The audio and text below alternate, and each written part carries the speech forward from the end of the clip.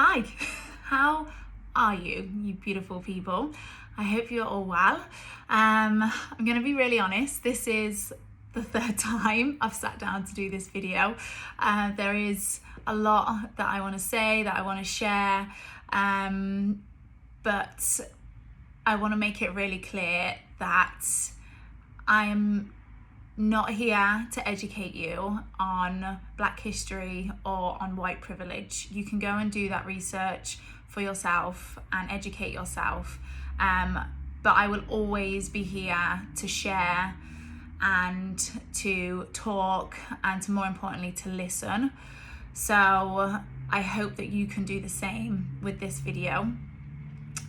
The reason why I am doing this video is not to make the Black Lives Movement matter about me. It is not an attack on white people, and it is not an attack on anybody that may have said or felt anything that I'm going to say in this video. It's not an attack on you. It is just simply my way to help you understand that racism comes in all kinds of forms. Like, we know it in the aggressive, the violent, the oppressive form, but there is also the other side of racism, and I hope that by just sharing a few of my experiences as a mixed race woman and a mixed race girl growing up, of those racist experiences, will just help you understand that what we're talking about has been something that's been going on for hundreds of years. And I just hope that you can understand it a little bit better by hearing it from my point of view. More importantly, the reason why I'm sharing this video is it's for other mixed race people. It is for, in particular, younger mixed race women and girls that do not feel like their voice or their feelings are heard or understood in this movement. And it's for that little mixed race girl that I once was. I want her to know that she is represented. So they're the main reasons why I'm sharing this video with you, and I hope that it does help. So yeah, where do I start? I'm not going to go through 30 years of my mixed race experiences with racism, because you don't need to hear all of that and know all of that. I am going to highlight maybe a few things which you may not have heard me talk about before. And as I said before, it's not about you, it's not about me, it's about just sharing that there are so many levels to this, and there are so many people that are impacted because of the colour of our skin. And I have had an incredible life so far, and I've had very few horrific I've had no horrendous or horrific experiences with racism, but I've had some that have hurt and some that have stayed with me. So I think it's important to share that just because I am not Black doesn't mean that I haven't experienced it, but also that I am very fortunate to be mixed race, and that I have not and will never experience it as much as a Black person would. So yeah, where do I start? Well, I am white and Black Caribbean. My dad's mum was from Barbados. My granddad was from Jamaica. My mum is white. I was raised by my incredible mum, and she raised me and my sister, who is also white, as a single parent. I had little to no influence from Black figures in my life until I was, into my early teens, when my stepdad and his 2 mixed race boys joined our family. But my mom made sure that I knew where I was from. She made sure that I knew my Black history and my culture, and that yes, my skin might be a different colour and my hair might be different to everybody else's, but it didn't matter. There was no limitations to what I could achieve. And her and the best grandparents that I could ever ask for have supported me and raised me to be the person that I am today. And yeah, I have no words to express how much I love them and how grateful I am for everything that they've done for me in my life. And that whilst I didn't look like anybody in my family, that did not matter. And I didn't feel any less loved. I didn't feel like I had any limitations on my opportunities. And yeah, I just had the best childhood growing up. I was very fortunate that racism didn't impact me in a way that I know it has for other mixed race people and for Black people. So the first time that I guess I experienced any outwardly racist remarks was when I was in junior school. So I was about 5 or 6, maybe a little bit older, and yeah, and I was called a name, and I didn't really understand why I was called that name. And I told my mom, and she taught me that sometimes it isn't a reflection on me as a person, that in fact it's never a reflection of me as a person. If somebody has attacked me or said unkind things to me, it's more of a reflection on them, because there's something going on with them. And I grew up knowing that, if people make these remarks about the colour of my skin, then it was just something that was unacceptable, but actually it just might mean that there's more going on with them than I know. And I think that's made me a very empathic person. Is that the right word? Yeah, I think so. And it's made me really understanding that not everybody does things to intentionally hurt you. And whilst racism is unacceptable and it is not okay, it is so embedded in our society and it is so ingrained in people that sometimes they don't realise that the remarks that they're saying are racist and can be hurtful and can be damaging. My primary school was pretty much all white students. There were maybe a few, I don't particularly remember having any other brown, mixed race, Black friends in primary school. And then when I got to secondary school, I think I was one of 4 or 5. And then there was a huge influx of ethnic minorities that came into our year group. And then I didn't feel like I ever stood out. And as a teenage girl, I often felt like I needed to shrink myself because I didn't look like any of my best friends, because I had big curly hair, so I would used to drown it in gel to make it look wet, and so it wasn't big. I was tall and muscular and athletic, so I would round my shoulders and try to make myself physically smaller because I didn't want to be bigger than everybody else. I did often want to look like my white friends with blonde hair, blue eyes, with brown, beautiful, long, straight locks and petite little bodies. But I knew that that wasn't me. It was never going to be me. And that was okay.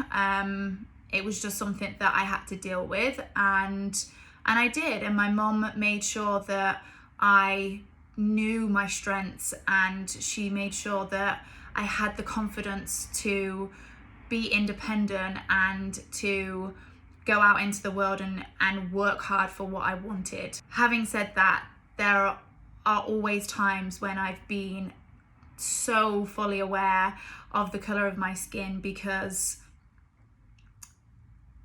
I've either been asked, why is your skin so dry? Why is your hair so big and so frizzy? Like, what do you do to get it like that? And I laugh now, because looking back, you just dismiss them and you're just like, oh, like, because it's just who I am. And, you know, the fact that I look different to you, you don't have to point that out. You don't have to ask me why that is. I'm different because I have a different heritage to you.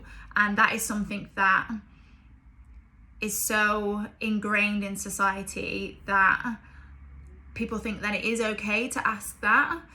And I guess that kind of leads me into my badminton career and taking part in a predominantly white middle-class sport, where I could often go to a tournament and be the only black person.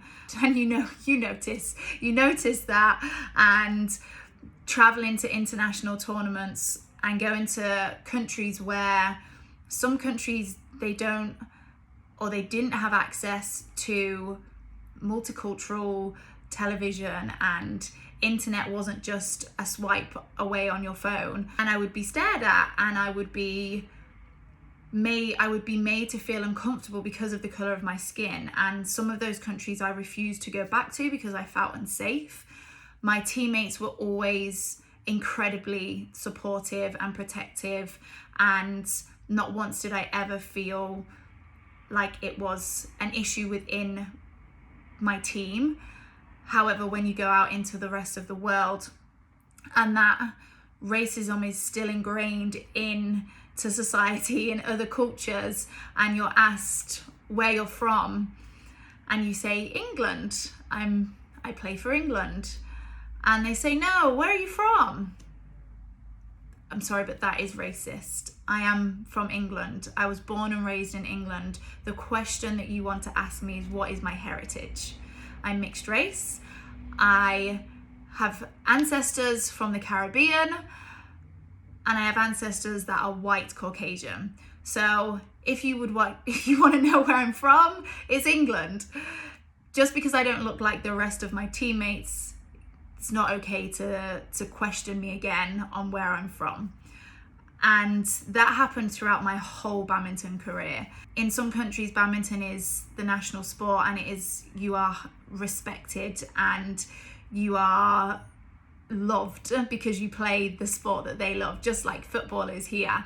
It was never being asked that. It wasn't an insult. They weren't trying to be disrespectful or rude or racist. It was just a case of they're not educated, or people aren't educated on how to ask somebody what their heritage is if they don't look like you. I went through a lot of adversity and setbacks and difficulties in my badminton career, and as a mixed race badminton player in a very white dominated sport, it was hard not to question whether not being selected for tournaments, not being included in certain media opportunities was because of the color of my skin. And I trust that some of it wasn't, but it's hard. You never know. That is something that so many of my white teammates will never feel, and I hope that any future athlete that goes through a sport that is predominantly white, I hope that they never feel like that, because to question whether your talent is enough, to question whether your hard work and your dedication is enough, to question whether actually I have to be the best and make clear that I am the best, to ensure that I am selected and to ensure that the hard work that I put in doesn't go unnoticed. just simply because of the color of my skin is really hard to take. And then I guess that leads me into the health, fitness and wellness industry. Not seeing representation of yourself in an industry where we are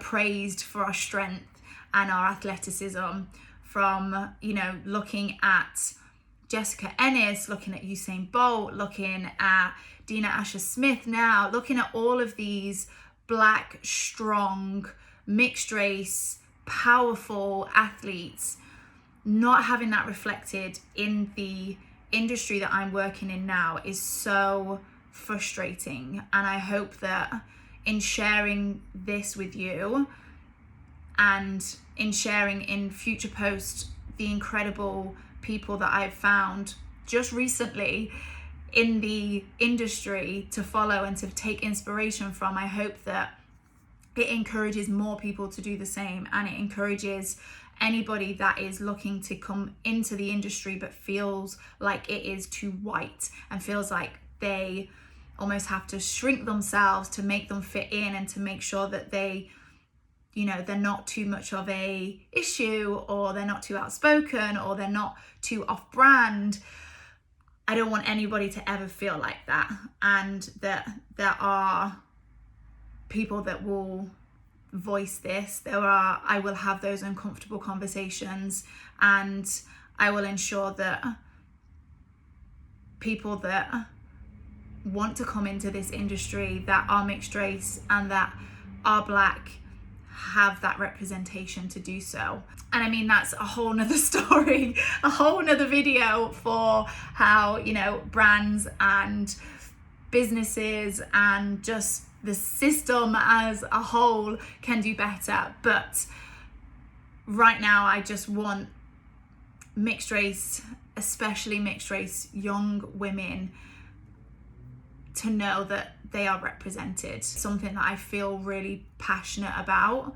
And even looking at my dissertation that I did for my degree and my master's degree, representation of women in sport and in the media on a whole, it's lacking. For women of colour, it's even more lacking, and I really hope that this movement improves that. Finally, I hope this helps, and I hope that in sharing the non-aggressive, the non-violent, the unintentional racism that I have experienced throughout my whole life, I hope that it helps you understand that it isn't something that is going to go away overnight. It's something that we have to educate ourselves on consistently. It's something that we need to support and keep talking about so that there is change for the future generation.